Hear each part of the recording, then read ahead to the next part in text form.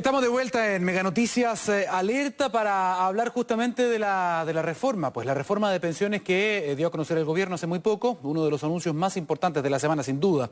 Son varias las inquietudes, las dudas, ¿no?, que afloran en esta reforma, y para solucionarlas, para comenzar a despejarlas, vamos a hablar con Gonzalo Islas, decano de la Facultad de Negocios de la Universidad de las Américas, y también con Hugo Cifuentes, académico de la Universidad Católica. Ambos les damos la bienvenida a los dos. ¿Cómo están? Muy buenos días. Buenos días. Buenos días. Sí, estaba chequeando que fuera buenos días, todavía sí, todavía faltan algunos minutos para, sí, todavía. para las 12.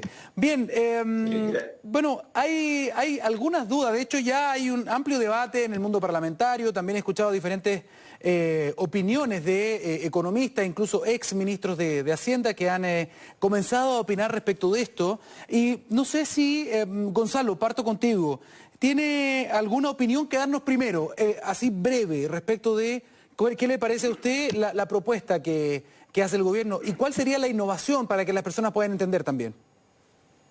A ver, lo primero que diría yo es que esto es una reforma ambiciosa, en el sentido de que la cantidad de cambios que se introducen es enorme y se introducen en todos los niveles. Pero creo que lo central acá es el aumento de la tasa de cotización, esta nueva cotización de 6% de cargo del empleador y que va a un fondo colectivo. Y finalmente, ahí está el corazón, ahí está lo más importante, porque es esa mayor cotización lo que permite financiar mayores beneficios. El detalle de cómo se distribuye y cuánto puede ir a beneficios individuales o colectivos será parte del debate parlamentario, pero ya creo que existe un consenso en todos quienes participan de esta discusión de que el incremento de la tasa de cotización es necesaria. Y ese es el punto de partida para empezar a discutir.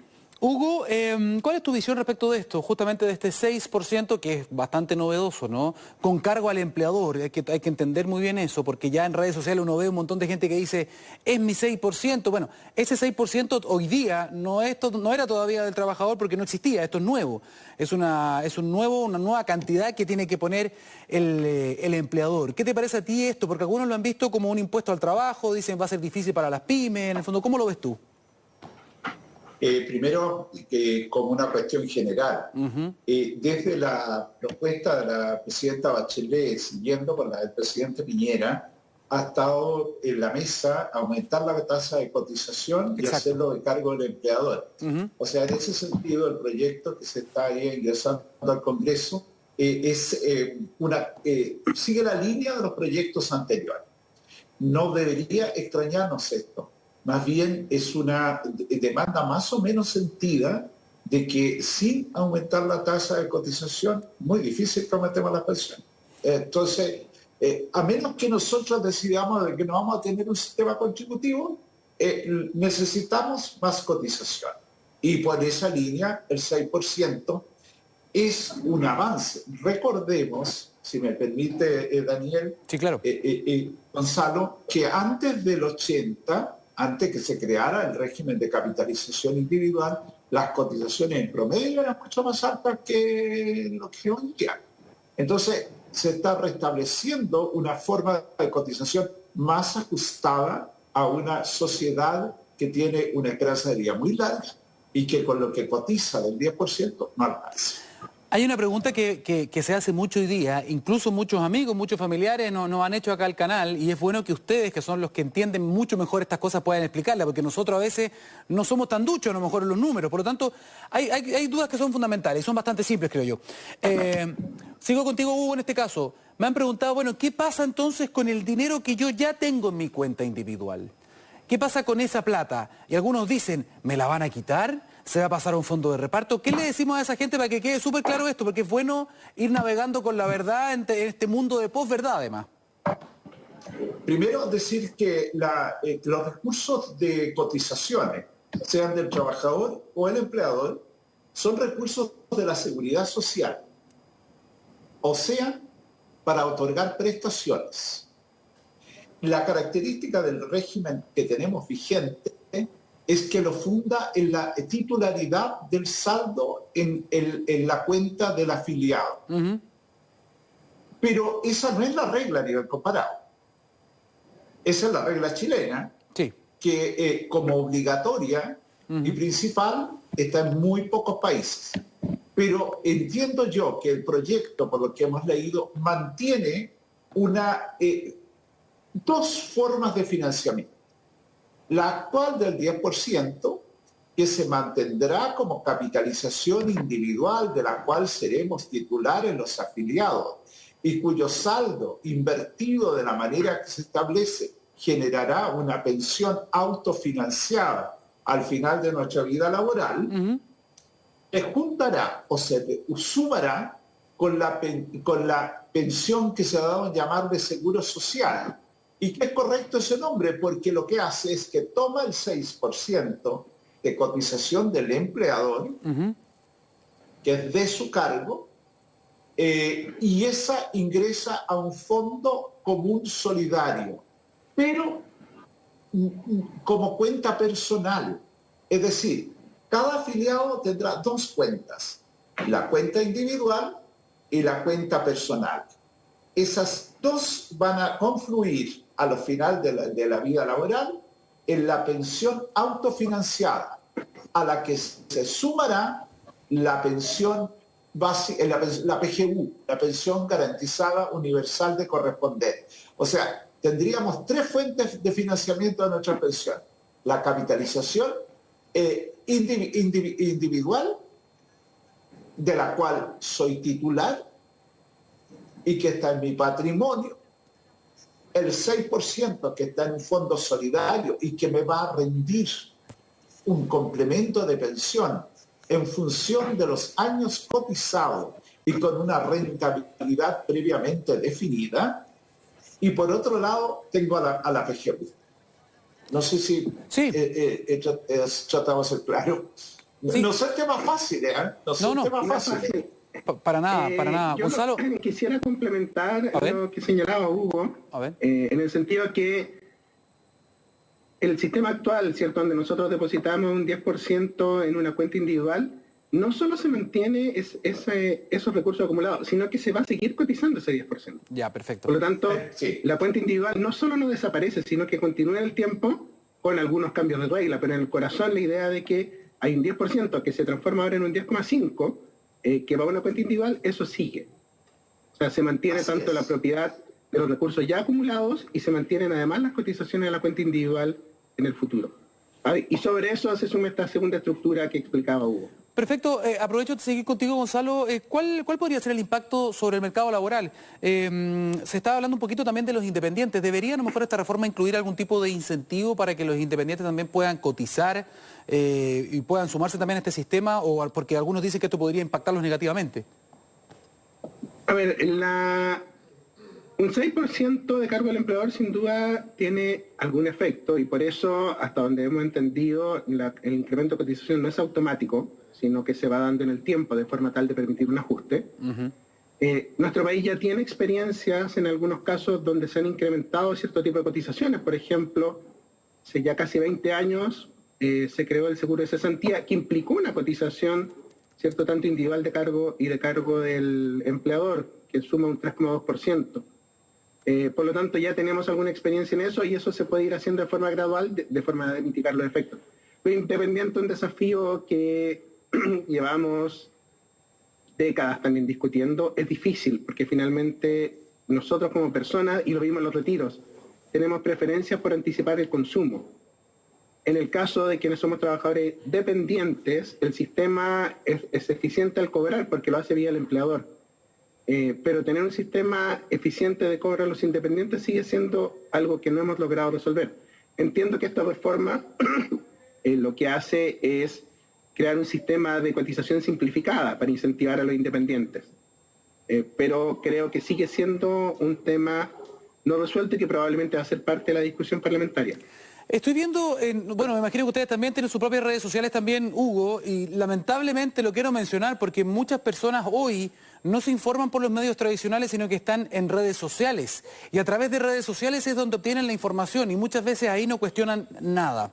Entonces, hay una campaña, de hecho, en redes sociales, en Twitter sobre todo, que se llama Con mi plata no sé si ustedes la conocen, la han visto, de hecho ese fue un movimiento muy poderoso también durante el proceso del plebiscito. Y ahora, justamente después del anuncio, han seguido hablando y han criticado fuertemente, por ejemplo, esta propuesta, con el argumento, y lo van repitiendo, de que con esta reforma uno va a cotizar un 6% más, y esto lo ponen en grande, como lo más negativo, dicen, pero esa plata no será tuya, eso irá a un fondo común. Pero eso lo dicen como algo negativo. Desde su punto de vista, primero, Hugo, ¿es algo negativo eso? Es decir, ¿cómo le explicamos a la gente que eso no es algo negativo, que la plata que usted tiene con su 10% va a continuar todos los meses, se genera un incentivo extra, una platita extra para poder apoyar y complementar también a quienes tienen pensiones más bajas? ¿Estoy en lo correcto o no? Por supuesto. El punto es que en ambos casos, por ejemplo, se dice esta plata es mía, por el 10% efectivamente, pero no podemos disponer de ello sino para pensiones. Claro, ahora para la pandemia fue excepcional, pero sí, efectivamente no se puede hacer. Pero tan excepcional que hubo que dictar normas tan excepcionales que van a afectar el futuro de nuestras pensiones. Absolutamente. Sí, lo que ocurre, si me permite, la seguridad social, para que funcione, tiene que ser obligatoria. Y cuando dictamos normas que permiten disponer de esos dineros para fines diferentes de la seguridad social, nosotros estamos afectando nuestro futuro.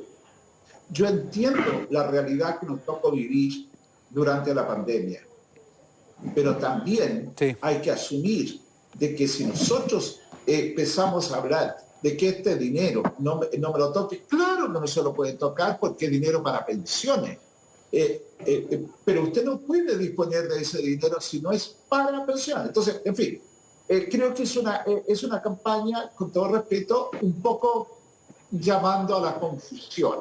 Esa es mi opinión. Perfecto. Porque la realidad no debe ser, digamos, desviada de lo que es lo central. Vamos a aumentar la cotización. La propuesta del gobierno es que vaya a un fondo solidario. La propuesta de quienes no están de acuerdo es que vaya a un fondo de capitalización.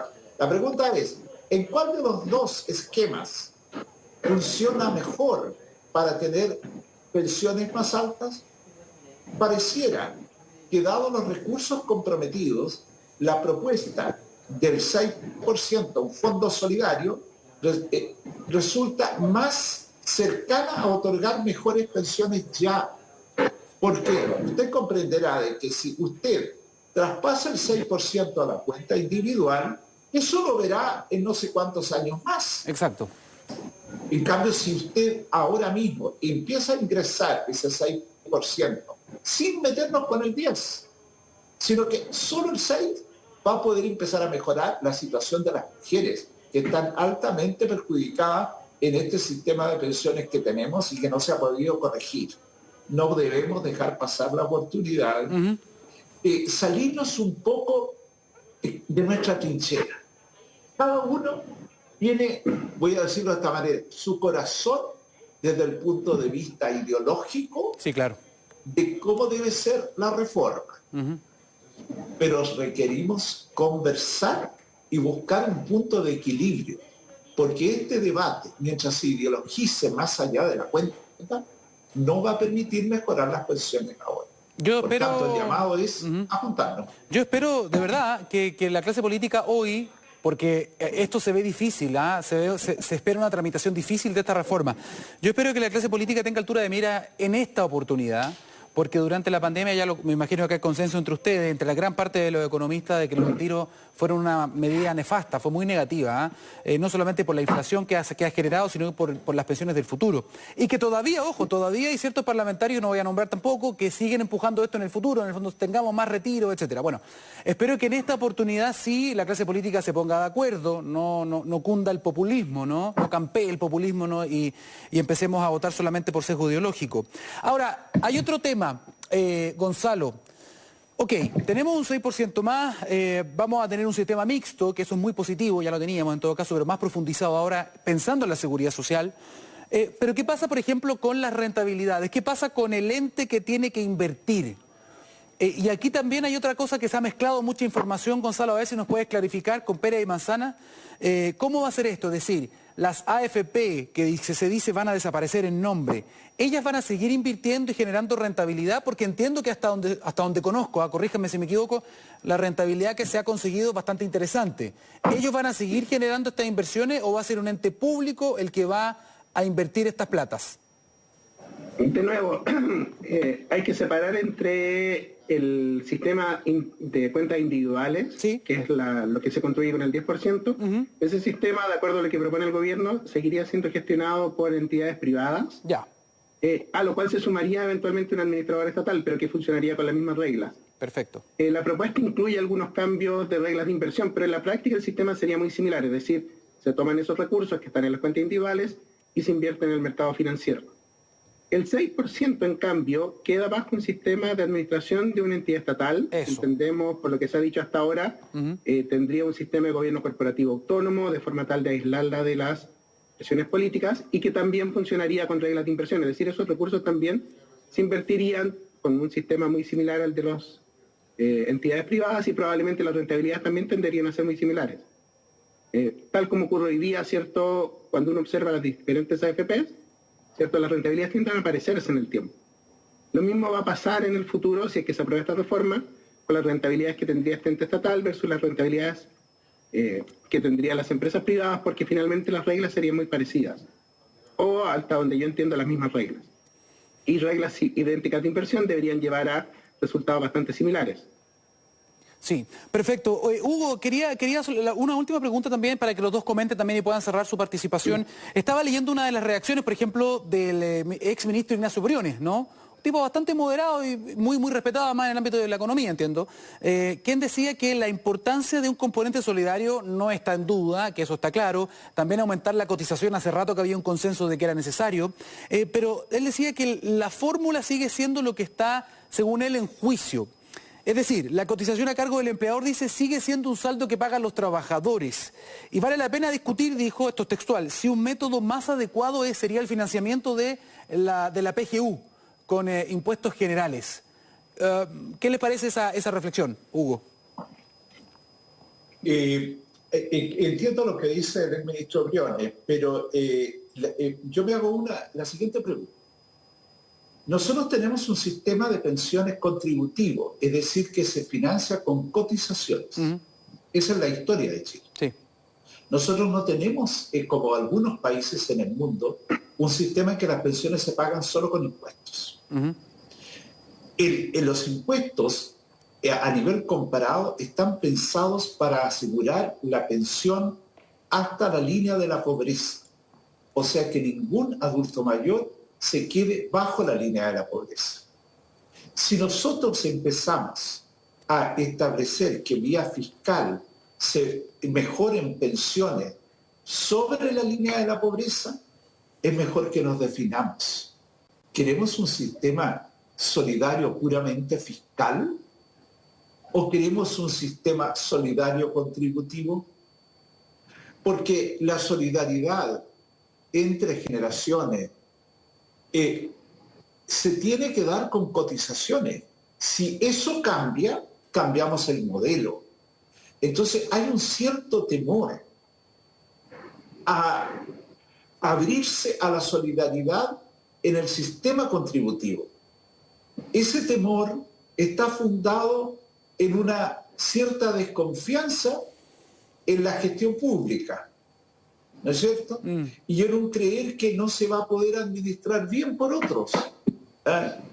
Entonces, pero la cuestión es saber, como dije antes, con el sistema del 6% en la cuenta individual y por tanto que el Estado no ingrese, que la administración sea solo por privado, ¿vamos a mejorar efectivamente las pensiones hoy día?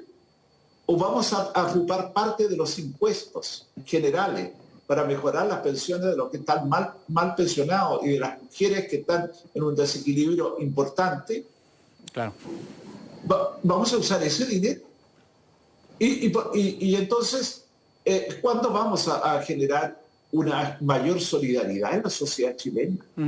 Si lo que nos pasa, y con esto no quito más tiempo, es que le tenemos un cierto temor a la solidaridad contributiva. Cuando fíjese que se da todos los días en el sistema de salud. porque el 7% que cada uno cotiza va a un fondo solidario. Un 0,9 también va a un fondo solidario. En la ley sana lo mismo. En el fondo de cesantía igual. ¿Por qué en esta área no? Para mí, esa es la discusión de fondo. Pero es interesante la reflexión, Hugo. Sí, es interesante que además lo expongas también, porque uno dice, no, es que yo siempre, todo para mí, mi trabajo solamente para mí, entonces aquí ha expuesto otros elementos, otros fondos que son compartidos también. Gonzalo, tenemos muy poquito tiempo también, si quieres cerrar con esto. No, yo solo concuerdo en esto con Hugo en el sentido que creo que es perfectamente posible introducir elementos de solidaridad vía contribuciones. Hacerlo vía impuestos tiene otros problemas, el sistema tributario chileno tiene un montón de problemas y por lo tanto mientras eso no se solucione, creo que seguir pensando en incrementar estos impuestos no es la mejor solución. Perfecto. Sí creo que queda una discusión por dar hasta dónde ese 6% tiene que ir completamente a un fondo colectivo o puede separarse en un componente individual y colectivo. Creo que esa es la gran discusión. Por ejemplo, la reforma que presentó el gobierno de Michelle Bachelet hace ya casi 10 años. Tenía un incremento de cotización donde una parte iba a un sistema colectivo y una parte iba a cuentas individuales.